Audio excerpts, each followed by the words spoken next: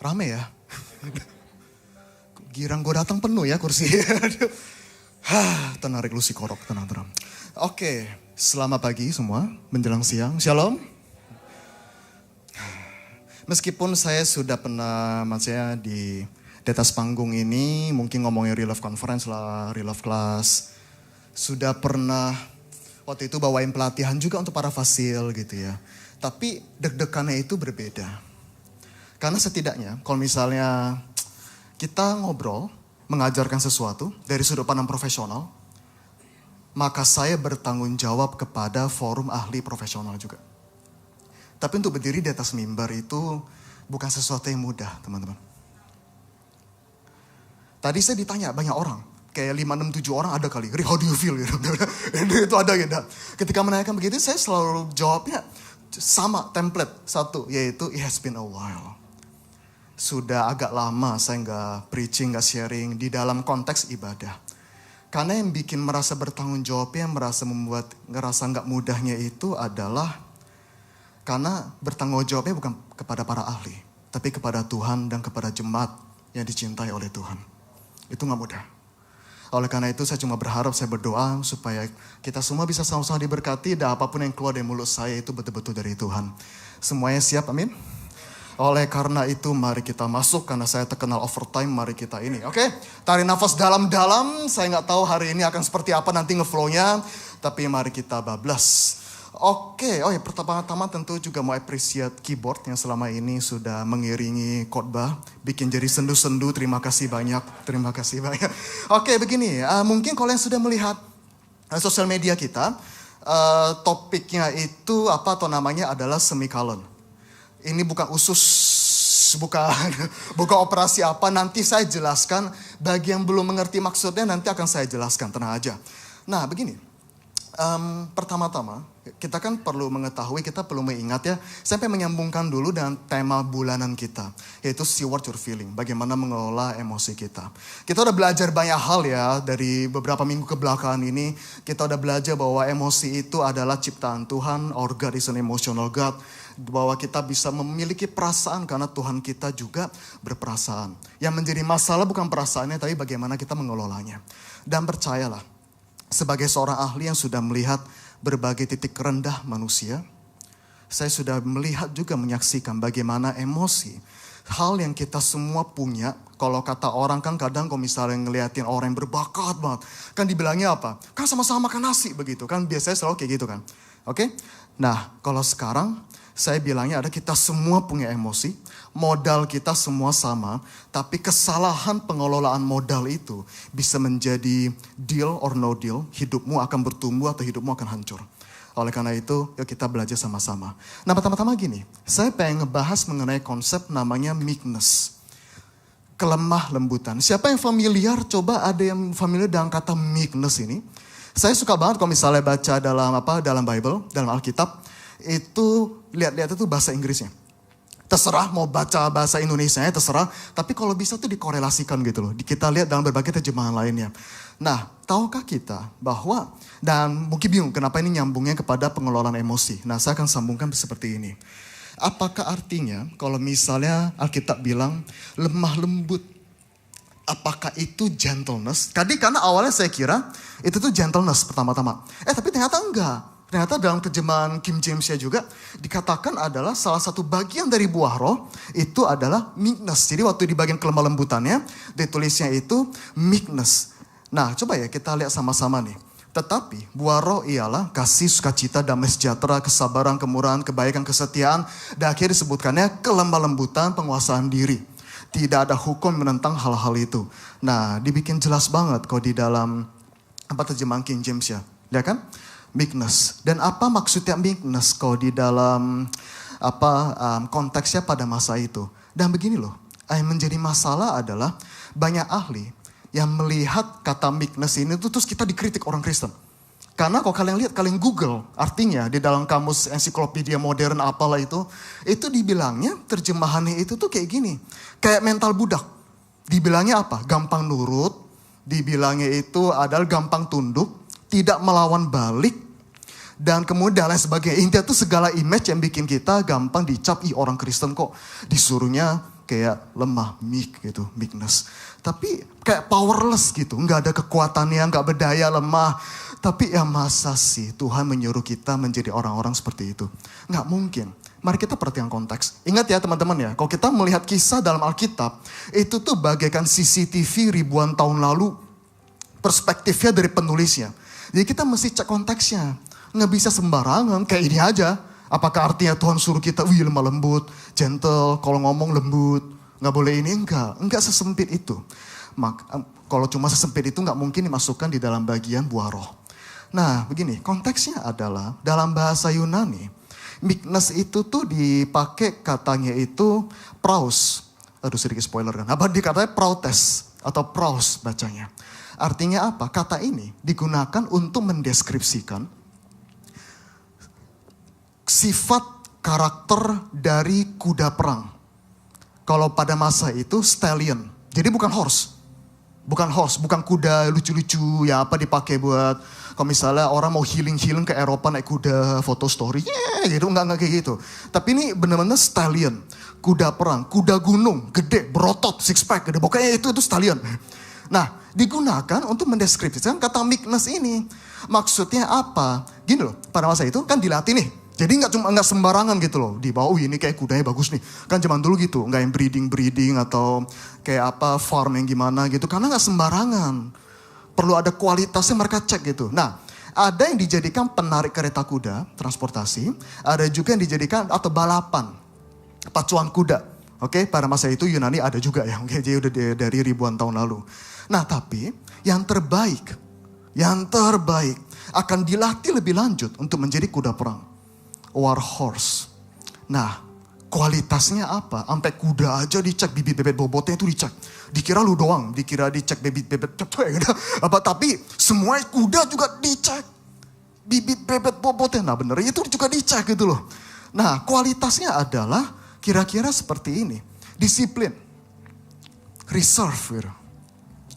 Meskipun, nah gini, ketika aku bilang ya, gini, kalian tahu gak sih ada cukup banyak kasus orang tuh bisa literally mati di tempat kalau dia ditendang sama kuda.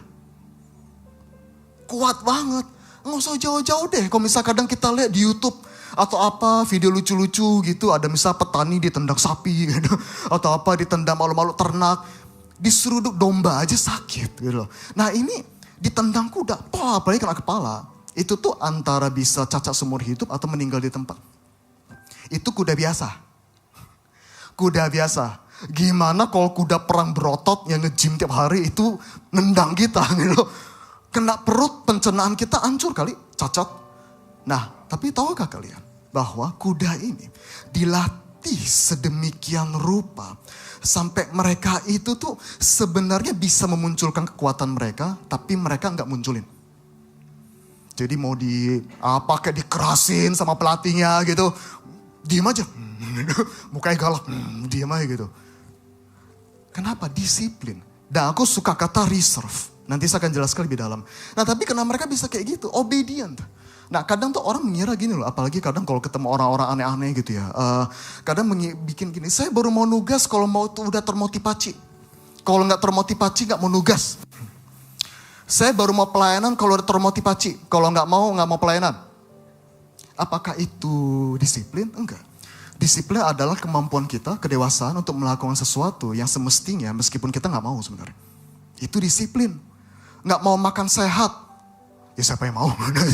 Gak mau, rasanya tawar. Saya pernah coba, gak akan kusebut brandnya mungkin. Pernah coba catering orang-orang gym. Pernah coba gitu, temen saya kan ada yang freak gym gitu kan. Terus saya coba gitu, coba dong dagingnya. Kayak makan bubur kertas. Bener-bener kayak gak ada rasanya gitu. Protein doang kan, lean meat gitu. Nah tapi mereka disiplin. Kalau disuruh bisa pilih gak ada konsekuensinya.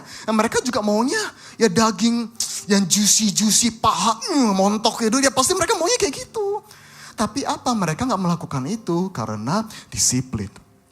Oke, kemudian mereka obedient. Tunduk. Disuruh apa? Ada udah kayak terserah deh pada masa itu mereka instruksinya entah pakai erangan, pakai kata-kata saya nggak tahu. Artinya lari, ya tahu kan? Berhenti, gitu nggak tahu. Tapi intinya pada masa itu ketika dilatih seperti itu, mereka hidup mati benar-benar stop. Tunduk banget. taat banget. Dihentakin kaki dikit, gitu, bisa berhenti. Talinya dibelokin langsung belok. Nggak bandel, nggak mau, nggak mengambekan gitu. Meskipun mungkin mereka sebenarnya nggak mau. Dan menurut saya yang paling gokil adalah yang ketiga, fearless.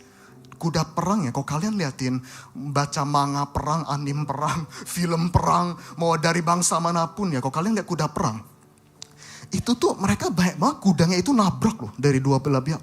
Sampai kuda itu bisa mental-mental terbang. Mereka nggak stop.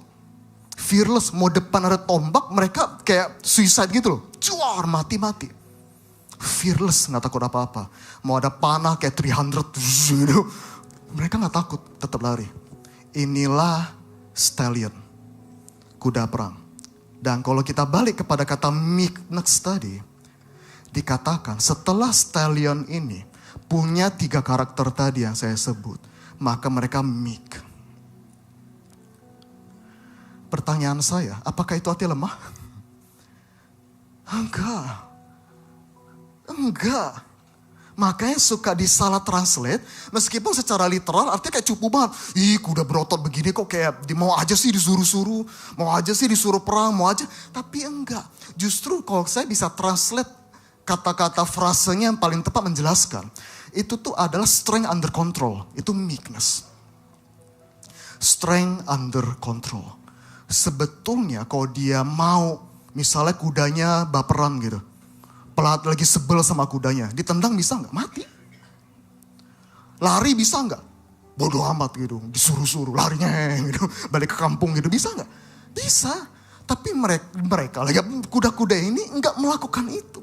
Didisiplin sebenarnya nggak mau. Kalau ibaratnya kudanya punya akal budi ya. Mungkin dia bisa berpikir bahwa aku ada purpose lebih daripada ini. Maka dia mau meek. Practical example di dalam kehidupan kita sehari-hari. Kamu mungkin agak bingung ya. Nggak usah jauh-jauh. Nggak usah kayak practical example-nya kayak kadang kan ada berita viral. Misalnya anaknya meninggal karena dibegal. Lalu di ruang sidang nangis-nangis. Saya mengampuni kamu. Gitu. Nah itu nggak harus yang sespektakuler itu. Meekness bisa kita lakukan dalam kehidupan kita sehari-hari. Misalnya, contoh paling gampang, karena dulu banyak ngebina anak-anak youth, jadi contohnya begini, misalnya. Pasti kita pernah rasain gini. Misalnya, baru pulang dari les, sekolah, pulang les, capek kan. Kemudian kerjain PR, gitu capek. Kemudian sampai jam 7. Kemudian udah jam 7 malam, capek, biasanya ngapain kalau anak sekolah? Main game kan?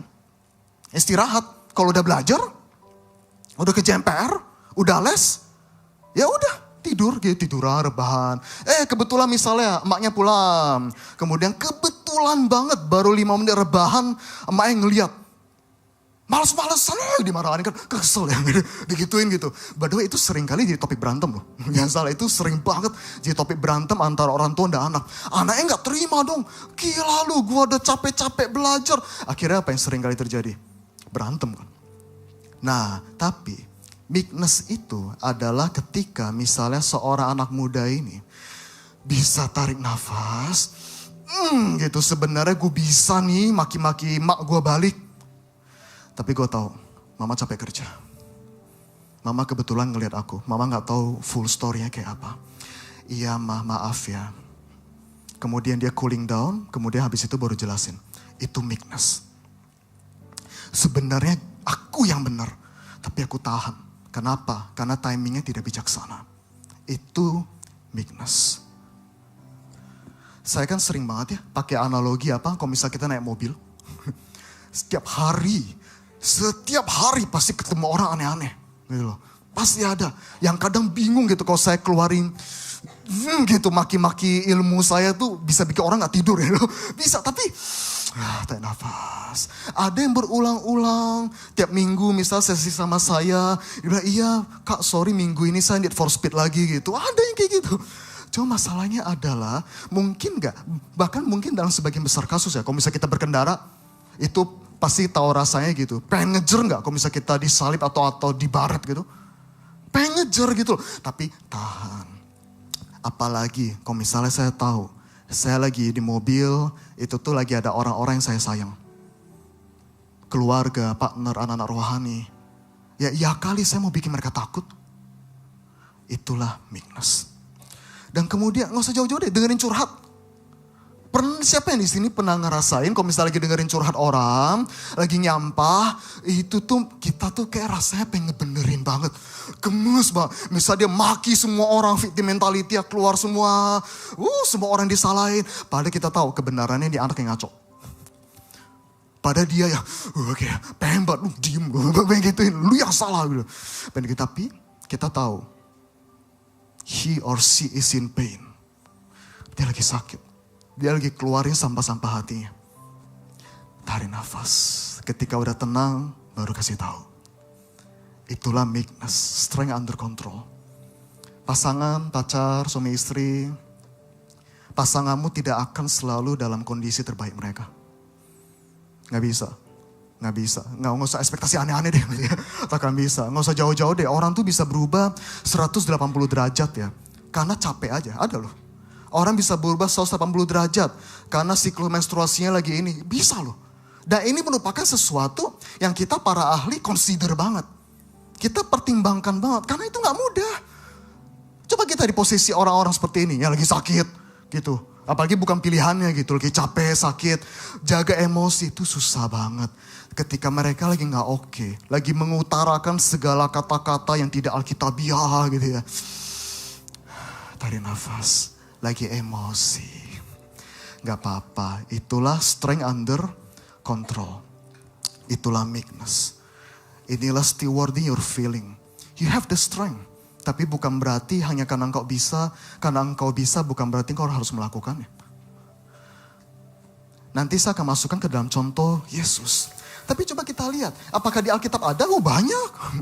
Terlalu banyak contoh di Alkitab orang-orang yang mempraktekkan meekness. Karena meekness adalah karakteristika Kristus gitu loh.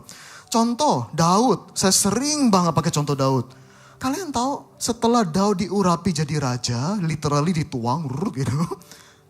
Habis itu langsung jadi raja kah? Enggak. Keluarga yang masih remehin dia. Bapaknya masih suruh dia jadi tukang catering. Bapak yang masih suruh dia jadi gembala domba. Ketika datang udah baik. Oke deh, mungkin papa belum ngerti. Datang ke medan perang, ngantri makanan. Dingingirin abang-abangnya. Dibilangnya apa? Pasti lu kesini mau nonton doang kan. Gila sakit hati gak sih? Gue kasih lu makanan lu. Kok gue jadi Daud tuh makanan gue jatuhin plak. Bodoh amat. Tapi dia gak melakukan itu. Apa yang dia lakukan? Justru ketika dia ada kesempatan. Sebenarnya udah kayak, kan dalam hatinya gue jadi Daud ya. Gue udah kalahin beruang. Gue udah kalahin berbagai binatang buas buat buat melindungi domba gue gitu. Tapi ini abang gue, bapak gue. Tahan gitu. Akhirnya apa? Dia memutuskan. Menunjukkan kekuatannya ketika melawan Goliat.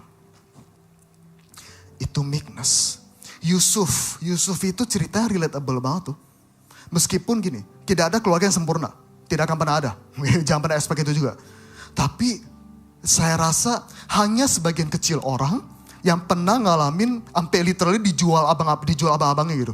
Pernah dijual? Ada yang dijual? Yang berantem sama siblingnya? Dijual encingnya gitu? Nggak ada gitu. Tapi dia dijual.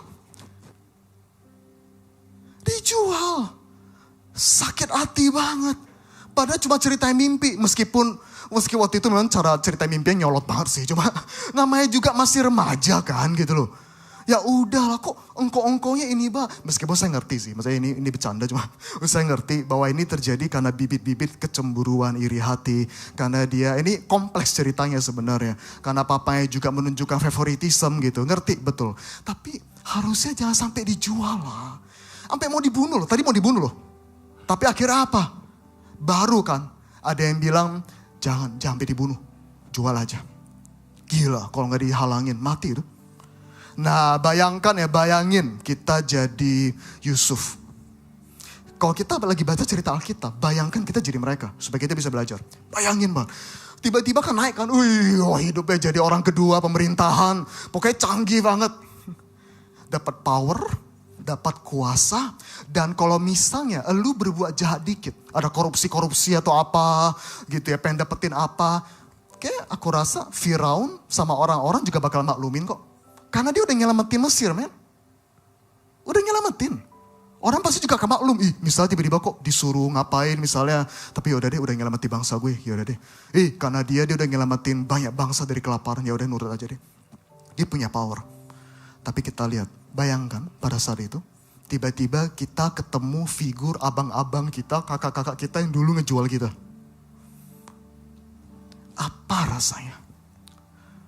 Kok saya bayangin ya, ketemu waktu pertama kali ngeliat batang hidung mereka dari jauh, itu mungkin saya udah marah banget kali.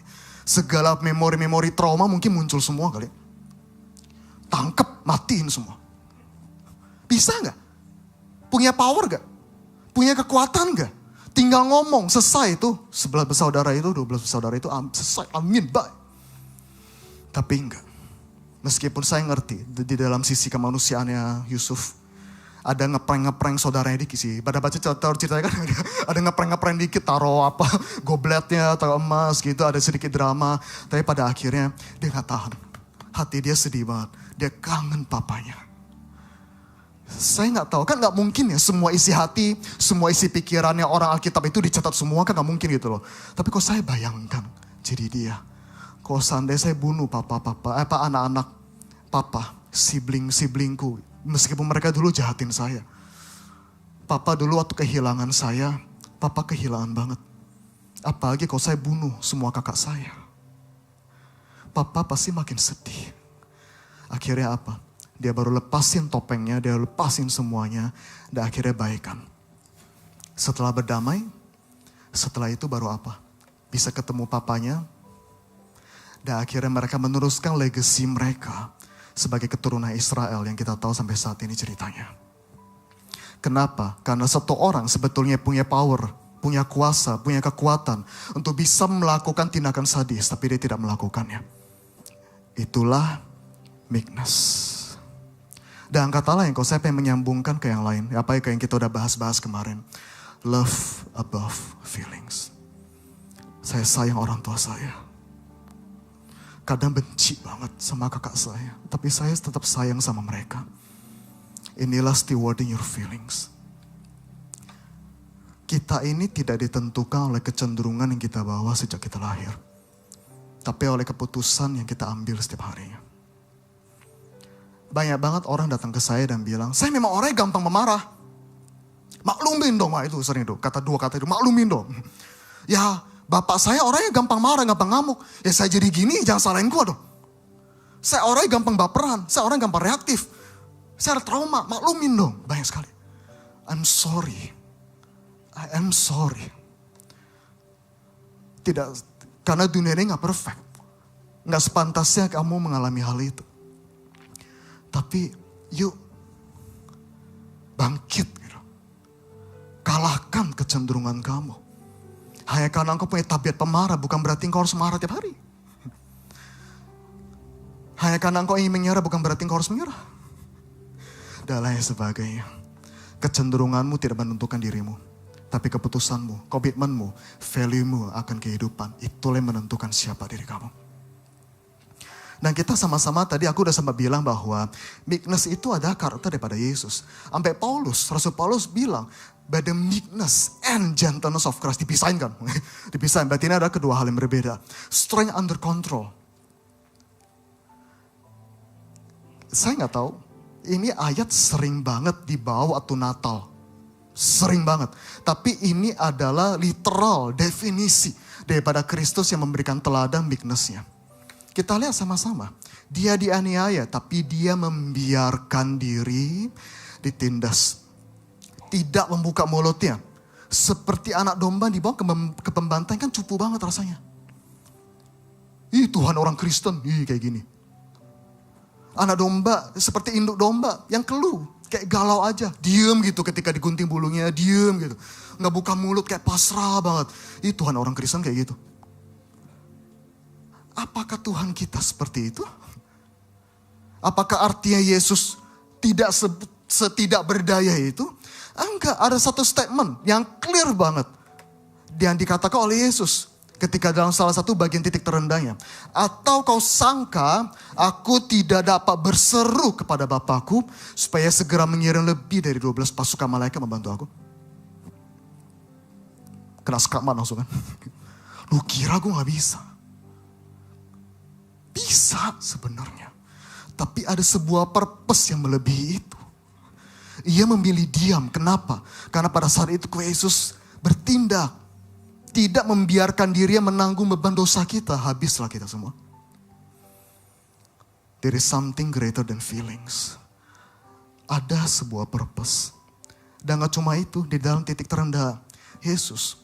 Apa yang Yesus katakan? Tuhan Bapa kalau boleh, aku gak pengen ngalamin ini dong. Cawan ini terlalu pahit. Kalau bisa lewat. Gitu. Tapi apa yang dikatakan Yesus? Janganlah seperti yang ku kehendaki, melainkan seperti yang engkau kehendaki. Datanglah kerajaanmu dan jadilah kehendakmu. Di dalam hidupku seperti di surga. Bukan kehendakku. Karena Bapa Tuhan tahu yang terbaik. Sadarkah kita, teman-teman semuanya, bahwa karya salib Kristus adalah hasil dari Bapa menjawab tidak terhadap doa Yesus? Boleh gak lewat? Boleh gak saya ngalamin ini? Enggak. You have to do it. Dan inilah yang kita sebut sebagai purpose above feelings. Kadang ada orang kayak udah segala, gini terkadang kalau misalnya dalam praktek kita, udah segala jurus, modul udah diajarin, tips, teknis, praktis, semua udah diajarin. Tapi tetap susah kendalin emosi gitu. Pernah ngalamin? Pasti pernah, masih saya sendiri pun pernah. Ada masa-masanya kita susah banget kendaliin emosi kita sendiri, pikiran kita sendiri, overthinking kita sendiri. Susah banget. Saya akhirnya selalu reminder kayak gini. Coba ingetin diri sendiri, buat apa sih kamu datang ke saya? Untuk apa sih kamu proses semua ini? Apakah tindakan kamu, pikiran kamu, emosi kamu, kalau kamu mengekspresikan emosi kamu pada saat ini, kamu semakin mendekat value kamu atau kamu semakin menjauh? Saya pengen banget misalnya, bikin pasangan saya, anak saya, mama saya, papa saya tahu betapa saya benci sama mereka. Gara-gara mereka saya jadi gini. Ngerti. And I'm sorry. Tapi kalau kamu, if you follow it up, kalau kamu teruskan emosi kamu, hidupmu jadi lebih baik kah? Keluargamu pulih kah? Enggak. Pernah saya dapatkan anak yang udah dendam pahitnya, dan saya ngerti kenapa dia pahit. Memang ngeri banget apa yang sudah keluarga lakukan kepada dia. Ngerti banget. Tapi saya selalu cuma bilang, ini gak bakal bikin kamu bahagia. Menerima emosi sulit. Tapi lebih sulit lagi tidak menerima emosi kamu sendiri. Menerima keadaan itu sulit. Tapi jauh lebih sulit tidak menerima keadaan. Inilah meekness. Dan inilah prinsip Alkitab ya. Tuhan pengennya kita kayak apa di dalam pengelolaan emosi kita. Sebetulnya saya bisa menyelesaikan khotbah di sini. Sebetulnya. Tapi ketika saya mempersiapkan bahan firman Tuhan, ada sesuatu yang Tuhan tanamkan dalam diri saya. Dan saya yaitu, tahukah kita bahwa bulan September ini tuh adalah bulan pencegahan bunuh diri di dunia. Semua yang saya sebutkan, semua yang kita bahas selama sebulan ini, wah keren banget, Gen Z banget gitu ya. Wah kalau TikTok-able banget, kalau di crop-crop keren deh, repost gitu, keren gitu. Tapi gak mudah. Tidak ada yang mudah. Di dalam Alkitab sendiri, tokoh-tokoh yang saya sebutin tadi, meskipun lagi-lagi, seriusan, kalau misalnya zaman dulu udah ada mesin tag yang cepat gitu ya, mungkin kalau kita bisa baca autobiografi mereka masing-masing, itu kita bisa melihat perspektif mereka gitu. Tapi bukan berarti kalau tidak tercatat mereka struggle, bukan berarti mereka gak struggle. Contoh misalnya dari teladan besar kita, Yesus sendiri. Ini saya pernah sebut di bagian minggu pertama, bahwa Yesus bilang ke murid-muridnya, tim intinya, hatiku sangat sedih. Seperti mau mati rasanya. Dan terjemahan bahasa Inggrisnya dikatakan heavy, weary, capek. Kau pengen stop. Dan bahkan Yesus ngomong ini bukan di titik paling rendahnya loh. Yesus belum disalib. Nggak kuat gitu, nggak bisa. Ayub, saya sering juga banget pakai ayat ini. Dikira hidup Ayub kayak cuman yang awal-awal yang sering dikhotbahin kan beberapa pasal pertama doang. Awal-awal udah, quotable banget. Kata-kata Ayub banyak kan gitu. Apakah kita mau menerima yang baik dari Allah tapi tidak mau menerima yang buruk? Keren banget. Tapi jangan quote yang bagian dia hina istrinya. Kamu seperti perempuan gila. Jangan dia. Tapi kayak banyak sekali quote-quote dia yang keren. Tapi tahukah kita, di saat dia lagi up, imannya lagi kuat banget, dia ngedown. Ngedownnya gak sembarang ngedown, tapi ngedownnya sampai suicidal. Kita lihat, ini cuma salah satu. Salah dua dari keluhannya dia. Terkutuklah hari lahirku. Dan malam aku mulai dikandung. Biarlah hari itu dilupain orang deh. Gak usah ada yang inget gue ada. Tuhan lupain gue aja deh. Kayak gue gak berharga di mata Tuhan. Biarlah hari itu terselubung oleh kegelapan yang kekal. Keluhan dia gak cuma sampai di sana. Dan aku rasa ini relatable ke sebagian dari kita. Ayub ngomong apa? Aku tidak hidup malas-malasan. Aku masih enak ya. Aku masih sayang waktu. Tapi kok hidup gue masih gini? Gue salah apa? Kalau misalnya ya kesialan hidup kita, itu tuh ditentukan atau disebabkan oleh sesuatu yang bukan salah kita. Mungkin masih bisa ngerti ya. Mungkin kita masih gampang ngerti. Tapi bagaimana kalau misalnya bukan salah kita? Udah doa keselamatan, keluarga baik-baik, tapi tiba-tiba dapat berita, misal keluarga kita ditabrak.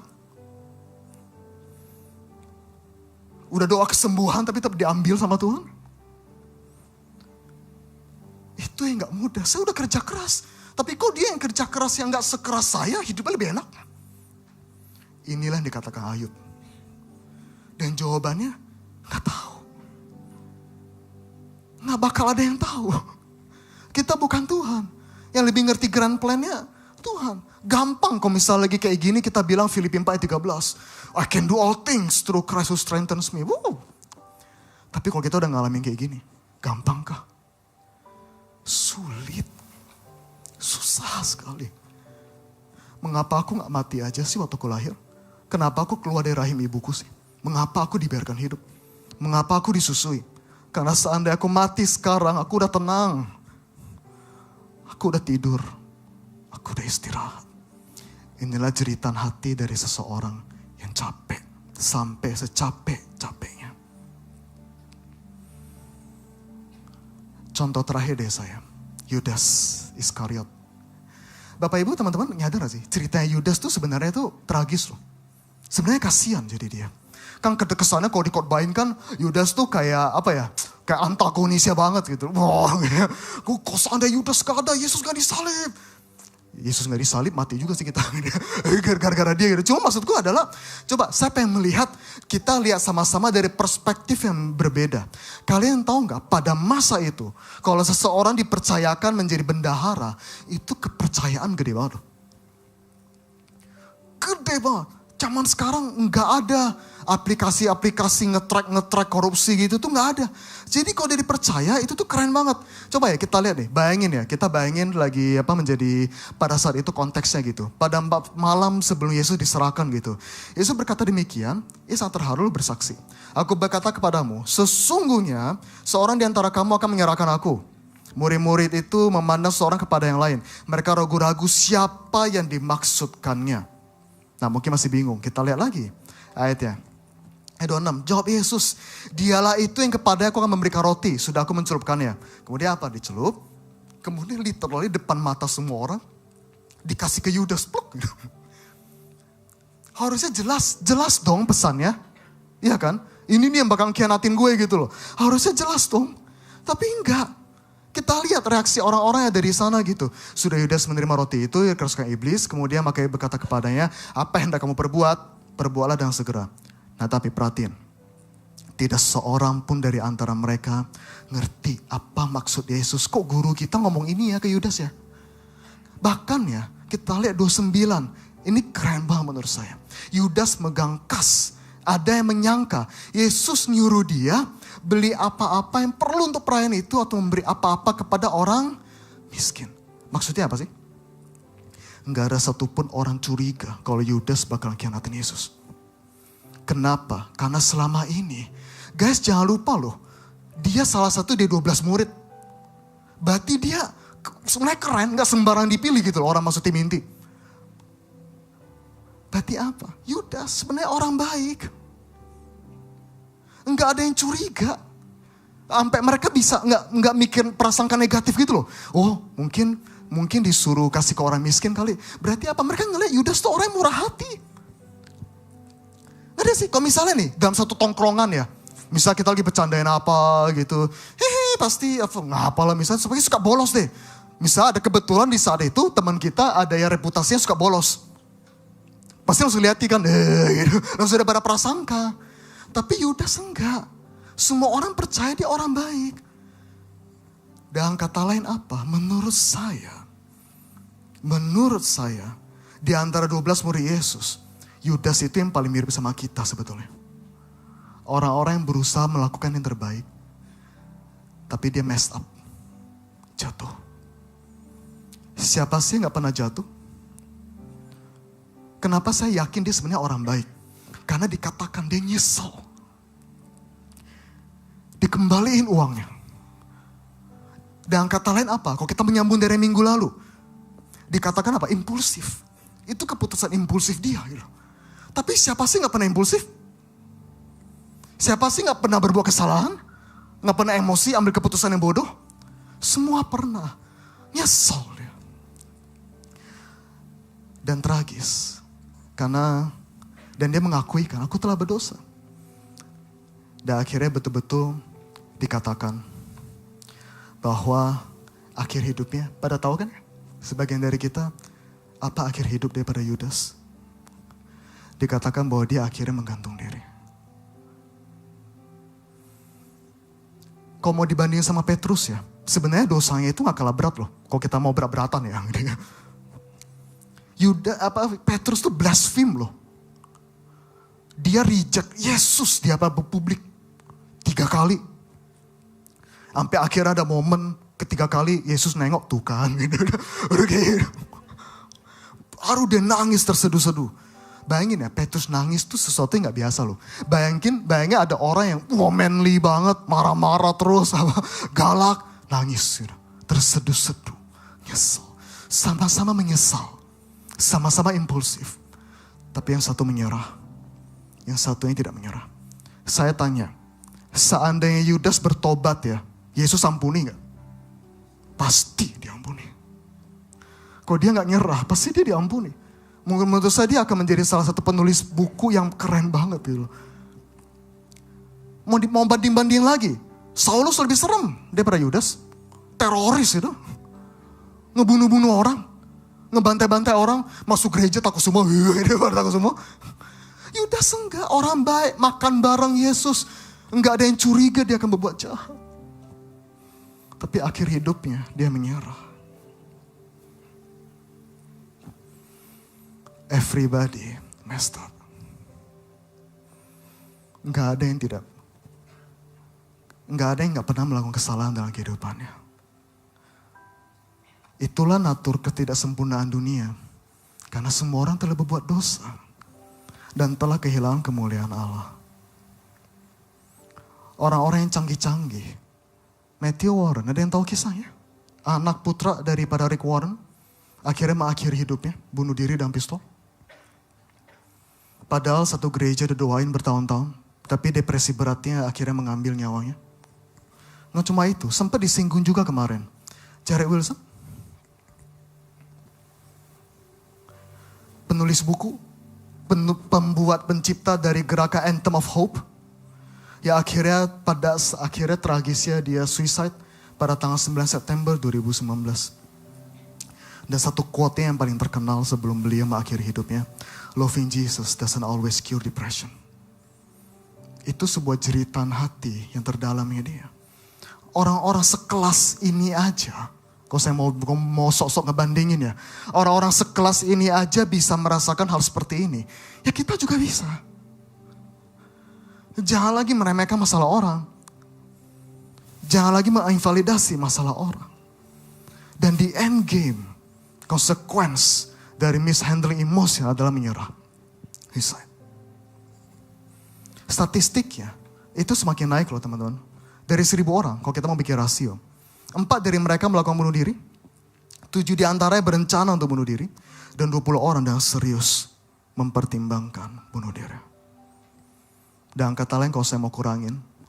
Dari jadiin 100 orang gitu ya. Ada sekitar 2 orang yang berencana serius suicidal.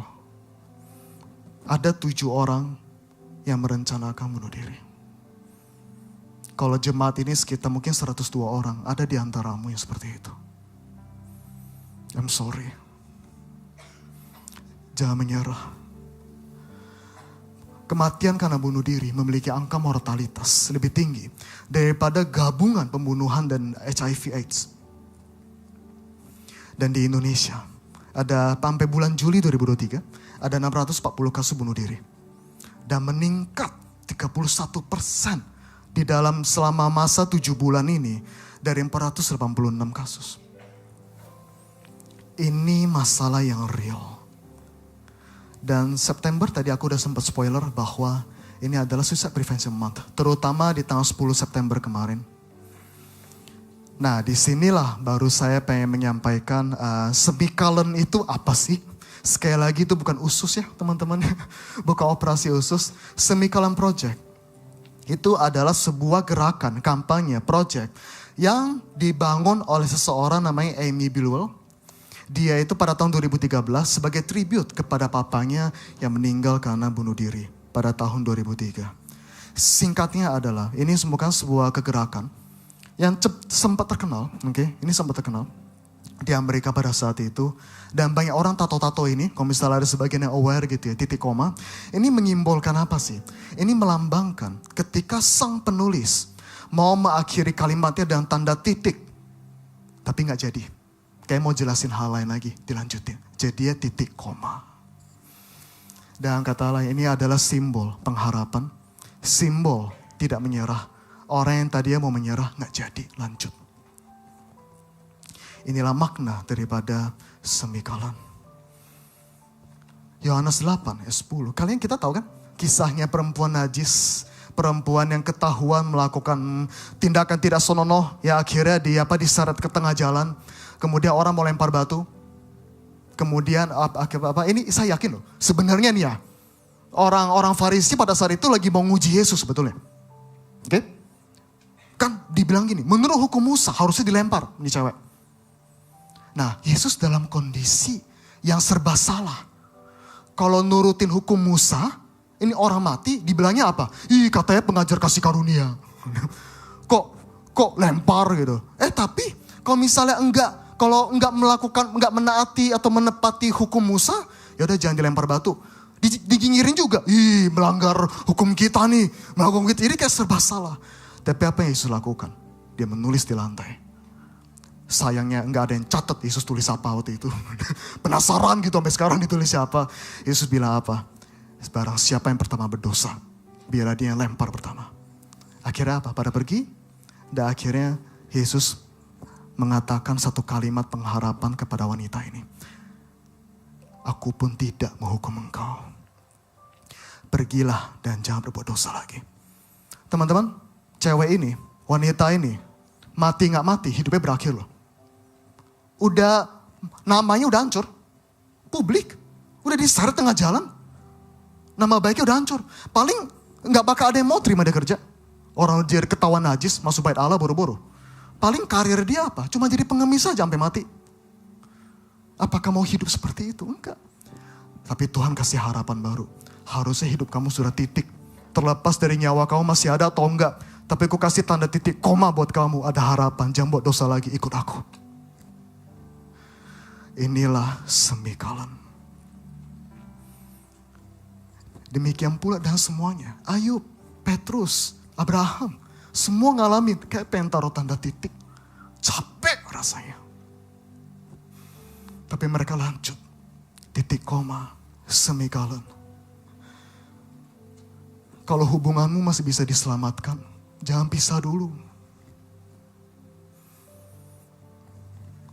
Kalau cita-cita kamu masih bisa dikejar, masih ada waktu, jangan dititikin dulu. Kalau kamu kayak mau menyerah dengan diri kamu sendiri, kok saya jatuh mulu? Apa saya gak bisa berubah? Jangan nyerah dengan diri kamu sendiri dulu. Selama sang penulis belum menaruh tanda titik di dalam tulisan hidupmu, berarti harapan masih ada buat kamu. Hidupmu belum titik. Kalau engkau bisa mendengar saya saat ini, masih ada titik koma, semikolon untuk kamu. Dalam titik terendah Ayub, inilah yang dia bilang. Dalam derita seperti ini, kudambakan sahabat sejati. Entah aku masih tetap setia atau sudah melalaikan yang maha kuasa. Ini jeritan hati yang mewakili banyak orang yang sudah mau menyerah. Kenapa? Karena kadang orang kalau udah kayak gini datang ke gereja, di-charge-nya apa? Imannya, rohaninya. Udah doa belum? Udah saat teduh belum? Baca Alkitab sampai mana? Jangan-jangan gagal lu gak perpuluhan lu kayak gini. Jangan-jangan karena lu gak rutin doa lagi lu kayak gini. Sakit hati banget digituin. Tapi Ayub bilang apa? Kenapa Ayub ngomong gini? Kalau kita baca ceritanya, Ayub ngomong gini karena teman-temannya ngejudge dia akhirnya. Pasti lu kayak gini karena lu ada dosa. Pasti lu kayak gini ada dosa. Debat-debat. Tapi debatnya puitis. Wah, gak salah gitu. Tapi akhirnya debat-debat. Akhirnya dia ngomong apa? Dia ngomong gini. I wish gue lagi imannya hancur gini, lu gak ngeliatin iman gue. Temenin gue aja. Dalam bahasa Inggrisnya dikatakan apa? Even if they forsake the Almighty. Orang yang udah tinggalin Tuhan pun. Kalau engkau tahu ada sahabatmu yang seperti itu, jangan tinggalin dia. Temenin mereka. Sebagai ahli kesehatan mental, yang sudah terjun lapangan sendiri, melihat langsung kehidupan orang-orang yang hidup di titik terendah. Yang juga melayani Tuhan. Ini pesan saya kepada para pemimpin gereja. Bahwa kepemimpinanmu boleh menginspirasi. Tapi vulnerability lah yang menghubungkan kita sesama manusia. Kesempurnaan menyatukan kita, membuat kita connect sama Tuhan. Karena Tuhan kita sempurna. Tapi ketidaksempurnaan yang membuat kita connected to each other. Kalau ketika kita gereja bermimpi untuk mau menyentuh hati orang-orang. Apalagi generasi muda yang semakin aware sama hal-hal seperti ini. Enggak bisa enggak. Kita anak Tuhan seharusnya menjadi teladan. First and foremost. Yang paling ngerti mengenai masalah kesehatan mental seperti ini. Bukannya orang malah lari ke tempat lain. Bukannya orang malah takut ke gereja gitu loh. Enggak. Harusnya gereja yang terdepan, baris depan. Yang bisa menemani mereka yang struggle. Dan aku akan tutup dengan personal testimoni saya.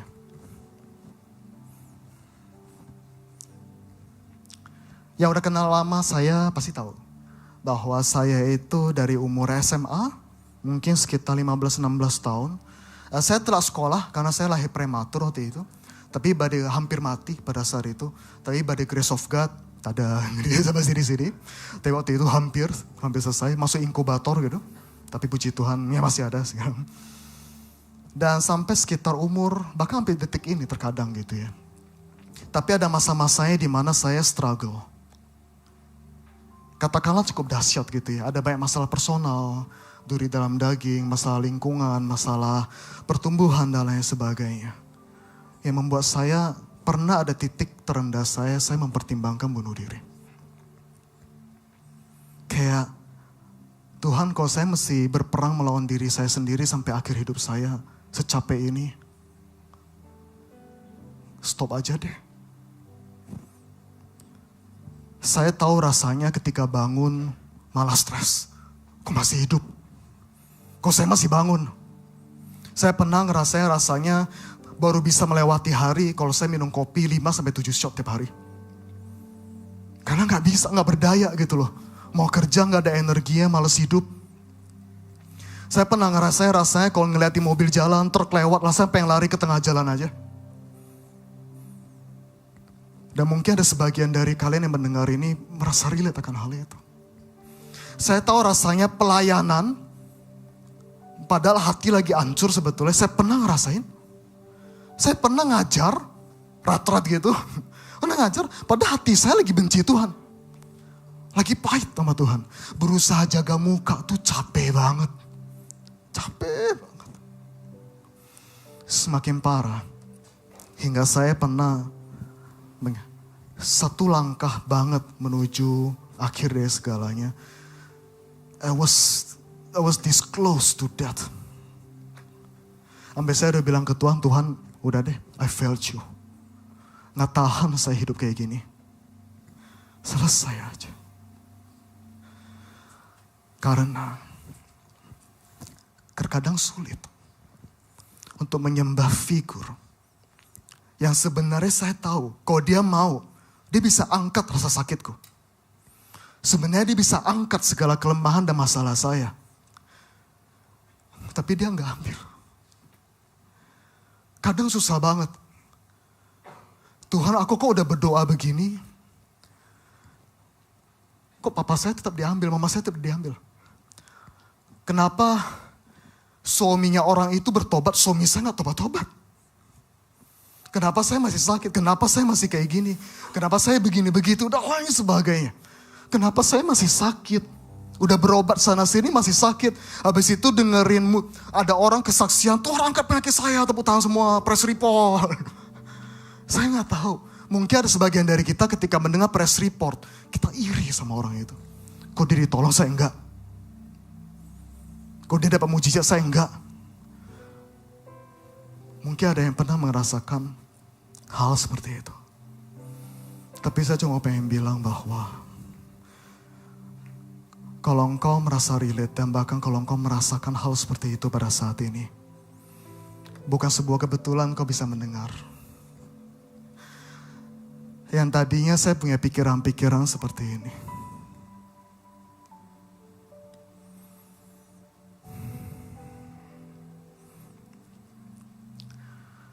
Saya betul-betul ada pernah di titik saya hampir menyerah. Semuanya gelap gitu, gelap banget. Percuma mau kasih saya firman Tuhan, gelap kok. Nggak kelihatan apa-apa, I feel nothing. Kosong banget. Buat apa saya jalan kalau saya nggak tahu masa depan saya gimana, depan gelap banget. Hingga akhirnya, karena kasih karunia Tuhan, saya bisa menyatakan di hadapan Tuhan, di hadapan jemaat, I'm glad that I stay alive.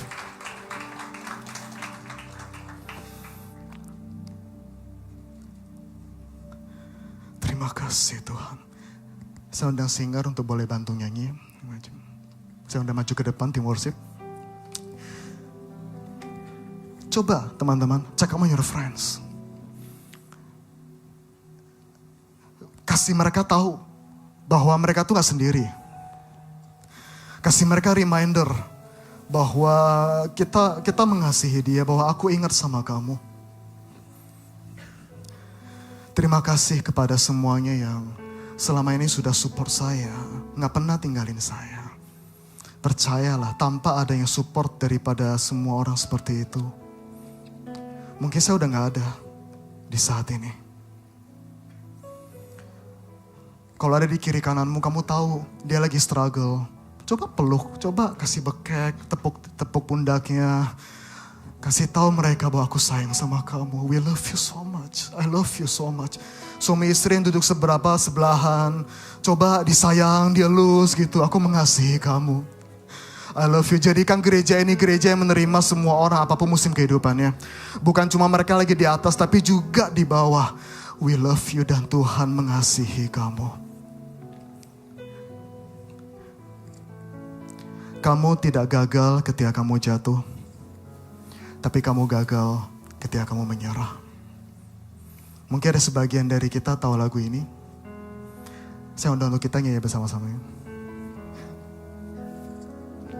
Ku tak akan menyerah pada apapun juga, sebelum ku coba semua yang ku bisa, tetapi ku berserah kepada kehendak-Mu. percaya Tuhan punya rencana. Mari nyanyi lagi, ku takkan menyerah. Terima kasih Tuhan. Sebelum ku coba semua yang ku bisa, tetapi ku berserah kepada kehendak-Mu Tuhan. Oh, we love you Lord. Hatiku percaya Tuhan punya rencana. Mari kita bangkit berdiri bersama di hadapan Tuhan dan katakan, ku takkan menyerah pada apapun. Oh, juga sebelum ku coba semua yang ku bisa, tetapi ku berserah. Datanglah kerajaan-Mu, jadilah kehendak-Mu Tuhan.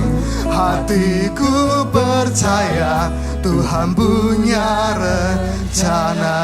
Nyanyi Yesus sekali lagi, katakan, ku tak akan menyerah. Never give up on yourself. Tuhan sayang om, Tuhan sayang tante, Tuhan sayang sama kamu. Tetapi ku berserah, let your will be done. Hatiku percaya Tuhan punya rencana. Katakan, hatiku percaya, hatiku percaya Tuhan punya rencana. Sekali lagi katakan percayamu. Hatiku percaya Tuhan punya rencana. Terima kasih Tuhan. Terima kasih Tuhan. Dan tetap bangkit berdiri sampai menutup. Dan satu ayat yang akhir-akhir ini lagi sangat menyentuh hati saya. Kejadian 22 ayat 17.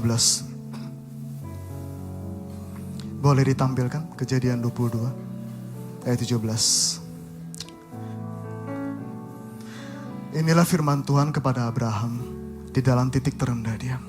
Ketika dia meragukan janji Tuhan, ketika dia impulsif, buru-buru pengen menggenapi janji Tuhan sendiri, karena dia udah sulit percaya sama Tuhan. Ini yang Tuhan bilang, maka aku akan memberkati engkau berlimpah-limpah dan membawa keturunanmu sangat banyak seperti bintang di langit dan seperti pasir tepi laut, dan keturunanmu itu akan menduduki kota-kota musuhnya.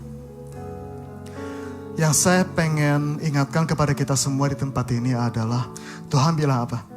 Bintang di langit, pasir di laut. Pesan Tuhan untuk kita semua pada hari ini adalah, seakan-akan Tuhan pengen bilang ke Abraham, supaya kalau kamu lihat atas, kamu ingat sama janjiku. Kamu lihat bawah, kamu ingat janjiku. Kemanapun kamu lihat, jangan pernah lupakan janji Tuhan. Meskipun kita masih belum terima, bukan berarti kita tidak akan menerimanya. Maukan kita setia sampai akhir, teman-teman semuanya. Meskipun kita gak bisa melihat tangan Tuhan pada saat ini, percayalah akan hatinya Tuhan. Sampai pada akhirnya Tuhan. Kita nyanyi satu lagu lagi ya. Biar ini bisa menjadi komitmen buat kita semua. Terima kasih Tuhan. Sampai akhir ku menutup mata, ku tetap setia menanti janjimu, dan sampai ku dapatkan mahkota kehidupanku. Inilah janji kami Tuhan, untuk melayani. Lagi-lagi New Wine Church katakan sampai akhir. Yes Lord, sampai akhir setia menanti janjimu. jangan pernah menyerah. Sampai ku dapatkan mahkota kehidupan, ku tetap setia untuk melayani. One last time, sekali lagi katakan, sampai akhir ku menutup mata, ku tetap setia menanti janji. Terima kasih Tuhan, sampai ku dapatkan mahkota kehidupanku, ku tetap setia untuk melayani. Kata sampai ku dapatkan, sampai ku dapatkan mahkota kehidupan, ku tetap setia untuk melayani. Nyatakan komitmenmu di hadapan Tuhan, sampai ku dapatkan mahkota kehidupanku, ku tetap setia untuk melayanimu. Terima kasih Tuhan, terima kasih Bapa. Terima kasih untuk hari ini Bapa. Pesanku sudah selesai Tuhan. Biarlah semua kata-kata tadi itu betul-betul dari Tuhan. Engkau yang dimuliakan, bukan aku. Biarlah Engkau yang semakin bertambah, aku semakin berkurang. Bagi yang lemah pengharapan Bapa, aku berdoa berikan harapan lagi bagi mereka. Engkau tahu rasanya hampir putus harapan Yesus. Oleh karena itu aku berdoa, temani mereka. Kami bersyukur punya Tuhan yang selalu menjanjikan bahwa kami tak pernah sendirian Tuhan. Terima kasih Bapa, ajari kami untuk semakin mengandalkan-Mu dan tidak menyerah sebagaimana Engkau tidak pernah menyerah dengan kami. Di dalam nama Yesus, amin. God bless you dan thank you.